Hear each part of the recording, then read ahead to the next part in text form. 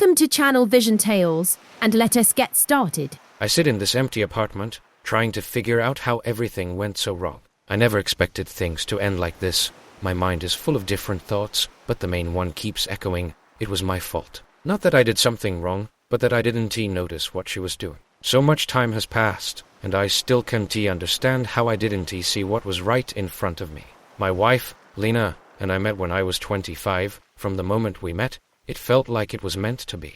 We fell in love fast, and everything seemed perfect. It was like something out of a movie. We were so close. I felt like we were one person. She wasn't just my wife. She was my best friend, the person I trusted more than anyone. We left together, made plans for the future, talked about kids, growing old together. And now, all those plans seem distant and absurd, like some story that has not even mine. At first, I didn't notice anything was wrong.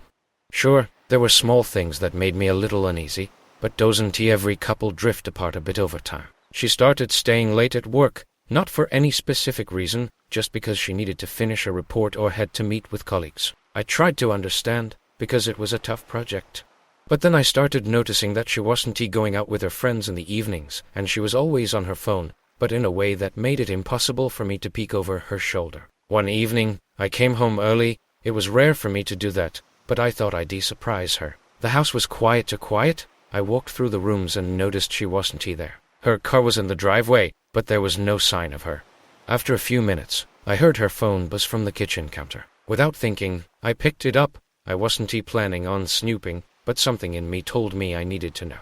I opened her messages, and at first, they seemed harmless, just some group chats. But then I saw his name. I didn't know him, but that didn't matter. What mattered was what was written. Their messages weren't just friendly, they were personal. Full of flirtation, confessions, plans to meet up.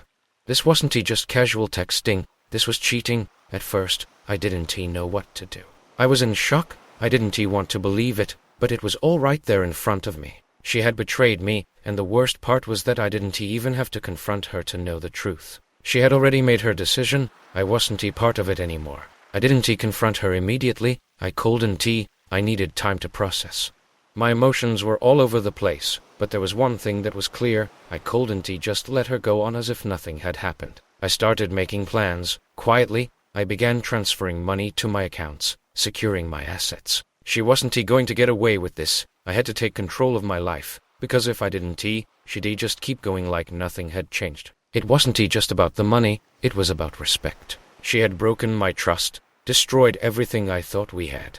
I wasn't going to let her walk away without facing consequences. So, I did what I had to do. I made sure everything was in my name, our house, the car, whatever I could legally secure. I even made sure to get everything signed off, just in case she tried to fight me for it later. She wasn't going to just come back and pretend like nothing happened. She wasn't going to walk away from this unscathed. When she found out what I'd done, the look on her face was priceless. At first, she was confused, asking me why I was doing this. What had happened? But when I told her the truth, when I laid it all out for her, the lies, the betrayal, everything, she tried to play the victim. She begged me to reconsider, promised she'd change, but it was too late. I had already made my decision.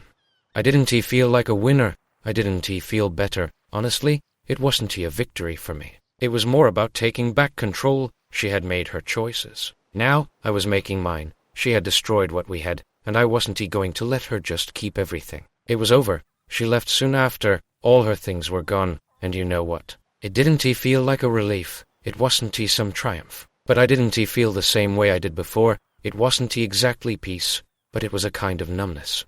I had accepted what had happened, even if I didn't want it. Maybe some people would say I overreacted. Maybe they'd say I should talk to her, tried to work it out. But deep down, I knew it wasn't about forgiveness. It was about trust. She had destroyed it, and without trust, there was nothing left. So here I am now, trying to figure out what comes next. But I know one thing for sure, trust is everything. Once it has gone, there is no getting it back.